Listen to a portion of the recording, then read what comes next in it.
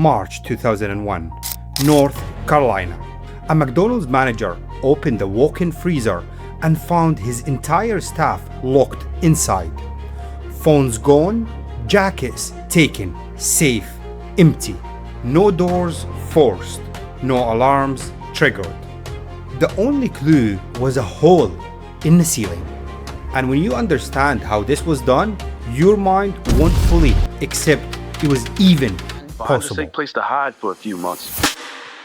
If you're new to the channel, I am Momin. Here we only cover dark, mysterious stories, the ones you were never meant to know. Hit all the good buttons so we stay connected. As we always say, relax, it's just the first 100 years that are the hardest.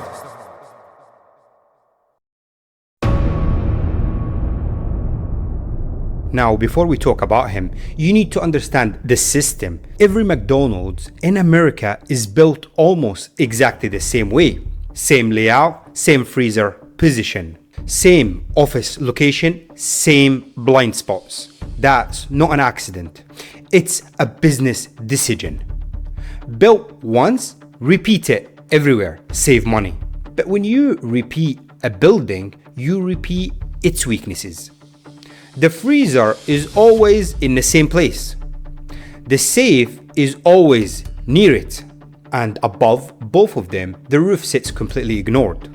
Most security systems are built to watch doors or windows, and none of them are designed to detect someone who came through the top. His name was Jeffrey Manchester, 27 years old, quiet, disciplined. He had a military background, trained for special operations, trained to observe, to plan, to enter places he wasn't supposed to be. But after a mission failed badly, the military needed a name to point at.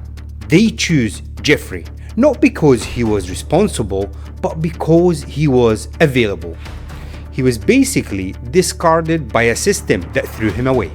And that created a huge disappointment and demotivation. The moment it became convenient, after that, something in him changed. He didn't look for chaos. He looked for systems, specifically the point where systems stop paying attention. He would sit outside McDonald's for hours, watch staff, timing, routines, who closed the doors, who locked up, and who never did. Then came the first entry through the roof. Slow, controlled, no sound, and it worked. He realized the system wasn't broken, it was working perfectly. And that's what made it vulnerable.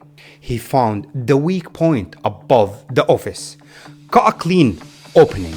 It dropped inside after closing and waited in the dark. When staff arrived in the morning, he stayed very calm.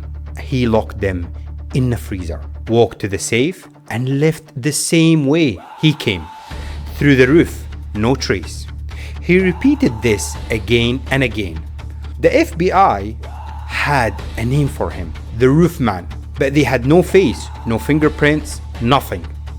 At that point, he had complete control. One night, one small detail. He didn't secure the freezer lock properly. Just one small human mistake. The staff pushed their way out and called the police. For the first time in years, there was a lead. He was arrested and sentenced to 45 years. Look, what I'm just about to tell you, your mind will not be able to handle, because most people stop there. He didn't. Inside the prison, he watched guards' routine, blind spots. Then one afternoon, he made his move. He built a flat wooden board painted in black and waited for a delivery truck. He strapped himself underneath it. Guards checked the truck at the exit. They checked the cargo, but they never looked underneath. Jeffrey Manchester walked out of a maximum security prison, the first person to ever escape that facility. But he didn't run. He stayed close. He broke into a nearby Toys R Us to live. He built a hidden space deep inside the store and moved only at night. He even stole security cameras from the shelves, and he set them up so he could watch the employees from his hiding spot. He made a cut in the wall so he can enter the store next door, so he can have food every single day, and no one noticed. A hidden life built inside two stores.